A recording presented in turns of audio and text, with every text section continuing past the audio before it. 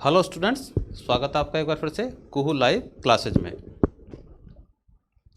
अब तक आप क्षितिज काव्यखंड के अंतर्गत 3 पाठों का अध्ययन कर चुके हैं, जिनमें 2 कवि भक्ति काल के और 1 कवि रीति काल के। अब हम पढ़ने जा रहे हैं आधुनिक काल के छायावादी कवि जयशंकर प्रसाद। यहाँ क्षितिज काव्यखंड के अंतर्गत इनकी एक कविता जिसका नाम है आत्मकथ्य कविता संकलित है। कविता को जानने समझने से पहले हम कवि को जानते समझते हैं। तो आइए शुरू करते हैं कवि के जीवन परिचय से। जयशंकर प्रसाद। सामने आप जो इमेज देख रहे हैं ये हैं आधुनिक काल के छायावादी कवि जयशंकर प्रसाद। अब आपके मन में प्रश्न ये उठा है कि छायावाद होता क्या है। तो देखिए 1901 से और वर्तमान तक ये आधुनिक काल है, ठीक है। अब ये जो आधुनिक काल है कई भागों में बंट गया है। समय के अनुसार हम जानते हैं लोगों की सोच, उनकी विचारधारा में परिवर्तन होता है। कवि वही बताता है जो समाज में घटित होता है, जो लोग चाहते हैं, जो लोगों को पसंद है। तो छायावादी विचारधारा जो है 1916 से और 1936 के आसपास तक मानी जाती है। इस विचारधारा के अंतर्गत जो है प्रेम, प्रकृति और ईश्वर को स्थान दिया गया। अधिकांश रचनाएं जो है प्रेम, प्रकृति और ईश्वर से संबंधित थी। विशेषकर प्रकृति को कवियों ने ज़्यादा महत्व दिया। 4 प्रमुख जो है कवि माने जाते हैं, जिनमें जयशंकर प्रसाद, सुमित्रानंदन पंत, सूर्यकांत त्रिपाठी निराला और महादेवी वर्मा।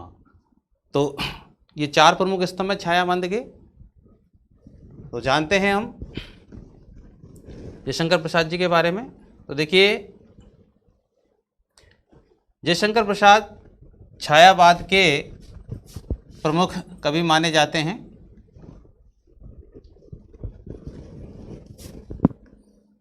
इनका जन्म जो है 1889 काशी नगर उत्तर प्रदेश में हुआ था। पिता बाबू देवी प्रसाद व्यवसायी एवं शिक्षा प्रेमी थे, यानी इनके जो पिता थे उनका व्यापार था और शिक्षा प्रेमी, यानी शिक्षा उनके लिए बहुत मायने रखती थी। शिक्षा से वो बहुत प्रेम करते थे। वह काशी में सूंगनी साहू के नाम से प्रसिद्ध थे। किस नाम से? सूंगनी साहू। ये उनका क्या था? उपनाम। जैसे हमारे यहाँ बहुत से लोग जो है गाँव के नाम से जाने जाते हैं, जैसे रमेश चंद्र बामणवास वाले, पट्टी कला वाले। तो वैसे ही क्या है, ये सूंगनी साहू के नाम से प्रसिद्ध थे। प्रारंभिक शिक्षा जो है घर पर ही हुई। उसके बाद क्वींस कॉलेज में अध्ययन के बाद आपने स्वाध्याय मतलब सेल्फ स्टडी से ही, घर पर ही जो है इन्होंने जो है सेल्फ स्टडी की और हिंदी, संस्कृत, अंग्रेजी, उर्दू, फारसी आदि भाषाओं का ज्ञान प्राप्त किया सेल्फ स्टडी के माध्यम से। बहुत से बच्चे कहते हैं कि हम ऑनलाइन क्लासें देख रहे हैं, कुछ समझ में ही नहीं आ रहा है। तो उन्होंने पहले से ही दिमाग में बैठा रखा है कि ऑनलाइन क्लास में समझ में नहीं आता है, जबकि ये गलत है। किसी कार्य को करने से पहले आपका मन होना चाहिए। आपका मन नहीं है तो कितनी सुविधाएं आपको दे दी जाए, आप नहीं पढ़ सकते हैं। अगर आपके मन में है, आपको पढ़ना है, आपको सीखना है, तो आप ऑनलाइन के माध्यम से बेहतर सीख सकते हैं। तो सेल्फ स्टडी के माध्यम से जो है इन्होंने कई भाषाओं का ज्ञान प्राप्त किया। साहित्य में इनकी बचपन से ही रुचि थी। चूँकि पिता शिक्षा प्रेमी, तो निश्चित है उसका फर्क जो है संतान पर पड़ता है। आपने इंदु नामक मासिक पत्रिका का संपादन किया। एक पत्रिका इंदु जो काफ़ी प्रसिद्ध रही अपने समय में, उसका इन्होंने संपादन किया। 15 नवंबर 1937 को जो है इस महान कवि का देह अवसान हो गया, इस संसार से वो विदा हो गए। इनका जो प्रारंभिक जीवन रहा वो बड़ा ही कष्टमय रहा, अंत में भी उनका जीवन संघर्ष में रहा, और जितने भी कवि लेखक हुए हम जानते हैं उनका जीवन जो है सुखी नहीं रहा, क्योंकि सुख में व्यक्ति सीखता नहीं है, दुख में सीखता है, दुख जीवन को मांसता है। साहित्यिक परिचय की हम बात करते हैं, साहित्य को इनकी क्या देन रही, तो देखिए जयशंकर प्रसाद जो थे बहुमुखी प्रतिभा के धनी थे।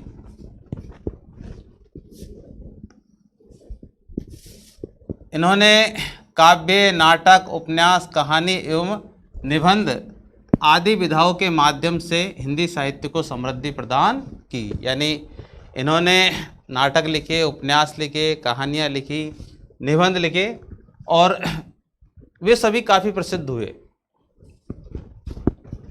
हिंदी कविता के छायावादी कवियों में इनका विशिष्ट स्थान है, प्रमुख स्तंभ ये माने जाते हैं। इनकी जो श्रेष्ठतम रचना है उसका नाम है कामायनी। याद रखें, जयशंकर प्रसाद जी की जो श्रेष्ठतम रचना है उसका नाम है कामायनी। आधुनिक महाकाव्य है ये।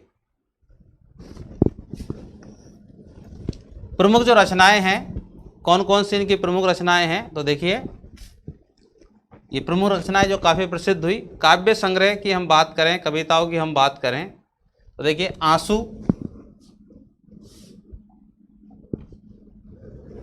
आंसू, झरना, लहर, प्रेम पथिक, चित्राधार और कामायनी, ये इनके प्रमुख काव्य संग्रह है। कहानी संग्रह की हम बात करें तो देखिए आकाशदीप, छाया, इंद्रजाल, आंधी और प्रतिध्वनि, ये इनके प्रमुख कहानी संग्रह हैं। नाटकों की हम बात करें, ज़्यादातर इनके जो नाटक रहे वो क्या है, ऐतिहासिक नाटक रहे। चंद्रगुप्त, स्कंदगुप्त, अजातशत्रु, ध्रुव स्वामिनी, जन्मेजय का नागयज्ञ, ये इनके प्रमुख नाटक रहे, काफ़ी प्रसिद्ध रहे। उपन्यासों की हम बात करें तो देखिए कंकाल, तितली, इरावती। इरावती अपूर्णी रहा क्योंकि इनका देहांत हो गया था। निबंधों की हम बात करें, काव्य कला तथा अन्य निबंध, ये इनके प्रमुख निबंध है। पुरस्कार की हम बात करें तो देखिए कामायनी पर इनको जो है, जो इनकी कामायनी रचना है उस पर इनको मंगला पारितोषिक प्रदान किया गया है, कामायनी पर। तो इस प्रकार से ये इनका संक्षिप्त जीवन परिचय जो आपको ध्यान में रखना है। अब हम बात करते हैं इनके द्वारा लिखी गई कविता आत्मकथ्य की।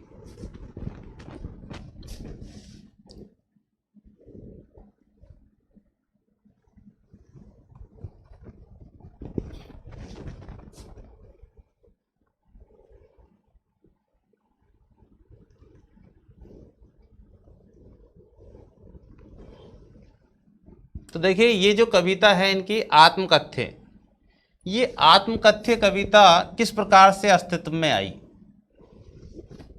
क्योंकि कभी कोई भी काव्य रचना करता है तो कोई ना कोई कारण, कोई ना कोई वजह जरूर होती है। बिना कारण बिना वजह के कुछ न कुछ ऐसा घटित होता है, तब उसके हृदय से वो रचना निकलती है। तो प्रेमचंद जी और ये जो हैं जयशंकर प्रसाद समकालीन ही है, क्योंकि प्रेमचंद कहानी लेखन कार्य करते थे, वो कविता आदि नहीं लिखते थे। प्रेमचंद जी का जन्म हुआ 1880 में, इनका हुआ 1889 में, तो समकालीन ही हुए। तो प्रेमचंद जी के संपादन में एक पत्रिका हंस नाम की पत्रिका में आत्मकथा विशेषांक निकलना तय हुआ। यानी प्रेमचंद जी एक पत्रिका का संपादन करते जिसका नाम था हंस। तो हंस पत्रिका में उन्होंने क्या है, आत्मकथा नाम से एक विशेष अंक प्रकाशित करना शुरू किया। इस आत्मकथा विशेषांक में जो है, जो उस समय के प्रसिद्ध कवि लेखक आदि थे, उनके बारे में ये विशेषांक था। तो प्रसाद जी के मित्रों ने आग्रह किया कि वे आत्मकथा लिखे। किसने कहा? प्रसाद जी के मित्रों ने, जयशंकर प्रसाद जी के मित्रों ने कहा कि भाई वे भी अपनी आत्मकथा लिखें। प्रसाद जी इससे सहमत न थे। प्रसाद जी इस बात से सहमत नहीं थे, उन्होंने मना कर दिया कि मुझे अपनी कोई आत्मकथा नहीं लिखनी है, क्योंकि तो सच्चा कवि होता है, वास्तविक कवि होता है, उसे नाम प्रसिद्धि इन चीज़ों की कोई परवाह नहीं होती है। ये तो आजकल के कवि होते हैं कि जब तक पैसा नहीं मिलेगा किसी सम्मेलन में जाएंगे नहीं, अपने मन की बातों को नहीं कहेंगे। इसी असहमति के तर्क से पैदा हुई कविता है आत्मकथ्य, यानी कि मित्रों ने बार बार आग्रह किया। अब हम जानते हैं कि मित्र तो मित्र होते हैं, उनकी बात हम नहीं टाल सकते हैं। तो मित्रों के बार बार आग्रह को उन्होंने स्वीकार कर लिया, चलो भाई ठीक, मैं तुम्हारे लिए जो है आत्मकथा लिखूंगा। अब देखिए, आत्मकथा जो है ये गद्य साहित्य का भाग है, गद्य साहित्य की विधा है, और ये जो इन्होंने आत्मकथा लिखी, ये लिखी पद्य में, जबकि पद्य में आत्मकथा नहीं लिखी जाती है, गद्य में लिखी जाती है। इन्होंने पद्य के माध्यम से जो है अपनी आत्मकथा प्रकट की, क्योंकि पहली बात तो वो लिखना नहीं चाहते थे, गद्य में भी लिख सकते थे लेकिन उनका मन नहीं था, लेकिन मित्रों ने आग्रह किया, क्योंकि हम जानते हैं कि आत्मकथा में सब कुछ सत्य बताना होता है, झूठ नहीं चलता है इसमें, झूठ को जगह बिल्कुल भी नहीं होती है। और फिर अपन जानते हैं जब सत्य सामने आता है तो कई बातें ऐसी भी होती हैं जो अपनों को दूर कर देती है, संबंधों को बिगाड़ देती है। तो इसलिए उन्होंने जो है पद्य रूप में अपनी आत्मकथा को कहा। पहली बार 1932 में यह कविता आत्मकथा विशेषांक में प्रकाशित हुई, यानी सबसे पहले इनकी जो ये कविता है आत्मकथ्य हंस पत्रिका 1932 में प्रकाशित हुई। छायावादी, क्योंकि छायावादी कवि थे तो छायावादी शैली में ही ये लिखी गई। इस कविता में जयशंकर प्रसाद ने जीवन के यथार्थ एवं अभाव, ध्यान से समझिए इस बात को, जीवन के यथार्थ और अभाव, जो जीवन की वास्तविकता है और जो जीवन में अभाव हैं, कमियां हैं, उनको बताया है। पक्ष की मार्मिक अभिव्यक्ति की है, यानी जीवन के यथार्थ एवं अभाव की दिल को छू लेने वाली अभिव्यक्ति इन्होंने की है। यही जो है इस आत्मकथ्य का मुख्य बिंदु है। ये आपको ध्यान में रखना है कि भाई आत्मकथ्य कविता में कवि ने क्या अभिव्यक्ति की है, तो जीवन के यथार्थ एवं अभाव पक्ष की मार्मिक अभिव्यक्ति कवि ने की है। चूंकि छायावादी कवि तो अपने मनोभावों को कवि ने अभिव्यक्त करने के लिए ललित सुंदर एवं नवीन शब्दों बिंबों का प्रयोग किया है। कवि ने अपनी छायावादी शैली के अनुसार ही जो है नवीन शब्दों का प्रयोग किया है, और इन्हीं के सहारे उन्होंने बताया है कि जीवन की कथा, उनके जीवन की जो कथा है, उनके जीवन की जो कथा है एक सामान्य व्यक्ति के जीवन की कथा है, सामान्य व्यक्ति। जबकि कवि महान है, प्रसिद्ध है, लेकिन फिर भी क्या कहा कवि ने इस आत्मकथ्य में कि वो एक सामान्य आदमी है। ये बड़प्पन होता है महान लोगों का। महान व्यक्ति कभी अपने आप को बड़ा नहीं कहता है। ये तो हम जैसे लोग होते हैं कि जरा सी प्रसिद्धि मिल गई और जो है अपने आप को बहुत महान समझने लगते हैं। जबकि जयशंकर प्रसाद अपने समय के वास्तव में बहुत श्रेष्ठ कवि थे, लेकिन कभी उन्होंने अपने आप को श्रेष्ठ नहीं माना, नहीं समझा। यही उनकी बहुत बड़ी खूबी रही। तो उन्होंने अपने जीवन की कथा को एक सामान्य व्यक्ति के जीवन की कथा माना है। उनका जीवन एक सामान्य व्यक्ति का जीवन रहा, जबकि एक व्यापारी के घर में पैदा हुए, बहुत ही धनी संपन्न, पूरा काशी नगर जिन्हें सुंगनी साहू के नाम से जानता था। ईश्वर की दया से कोई कमी नहीं थी इनके घर में, इकलौते वारिस, लेकिन फिर भी क्या कहा कि मेरा जीवन जो है एक आम आदमी का जीवन है। और ये कहा कि इसमें ऐसा कुछ भी नहीं है कि जिसे महान और रोचक मानकर लोग वाह करेंगे। इस कविता में उन्होंने ये बताया कि मेरे जीवन में ऐसा कुछ भी नहीं है कि लोग जानेंगे और जो है मेरी प्रशंसा करेंगे, मेरी तारीफ करेंगे, मुझे महान मानेंगे, क्योंकि मेरा जीवन तो जो है आम आदमी का जीवन है। जैसे आम आदमी के जीवन में दुख होते हैं, अभाव होते हैं, कष्ट होते हैं, संघर्ष होते हैं, वही तो मेरे जीवन में।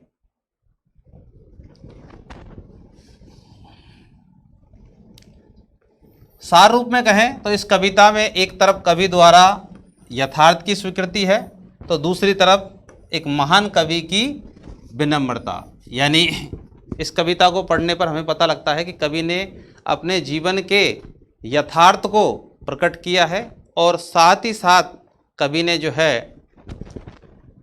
अपनी विनम्रता को भी प्रकट किया है, क्योंकि अपने समय का महान कवि जो अपने आप को एक साधारण व्यक्ति समझता है, ये उनकी महानता है, ये उनकी विनम्रता है। तो याद रखें, इस कविता में जो है कवि की विनम्रता हमें जानने को मिलती है, कवि के जीवन का यथार्थ हमें जानने को मिलता है, उसके जीवन के अभाव हमें जानने को मिलते हैं। तो आइए शुरू करते हैं कविता आत्मकथ्य।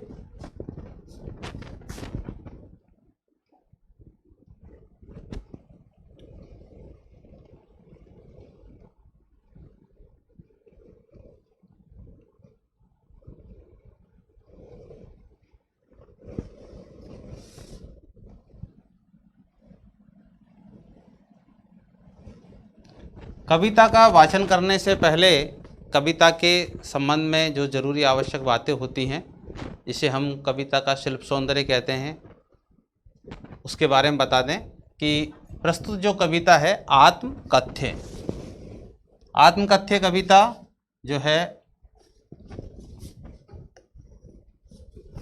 आधुनिक काल की छायावादी कविता है। और आधुनिक काल में कवियों की जो भाषा रही वो रही खड़ी बोली। कौन सी रही? खड़ी बोली। ये आपको ध्यान में रखना है। अब जितने भी अपन आधुनिक कवियों को पढ़ेंगे उनकी भाषा कौन सी है?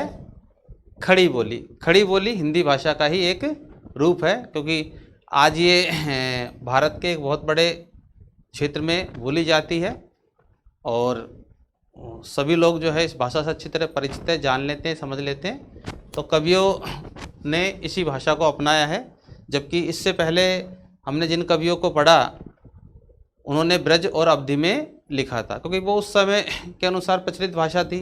वर्तमान में जो है खड़ी बोली है। खड़ी बोली में क्या है? तत्सम, तद्भव,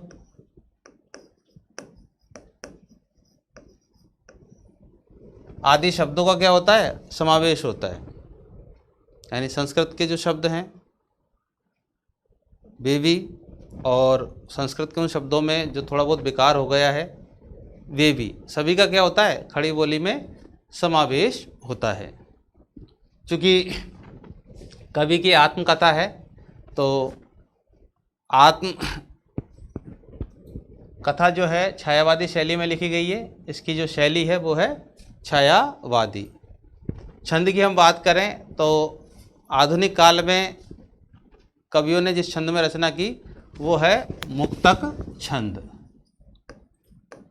मुक्तक छंद जो है ये आधुनिक कवियों का छंद है। इसकी शुरुआत करने वाले सूर्यकांत त्रिपाठी निराला थे। उन्होंने शुरुआत की। अंग्रेजी में इसे हम सोनेट के नाम से जानते हैं। मुक्तक में क्या होता है? तुक को महत्व होता है। इसमें वर्णों या मात्राओं की गिनती नहीं की जाती है, वर्णों या मात्राओं का ध्यान नहीं रखा जाता है।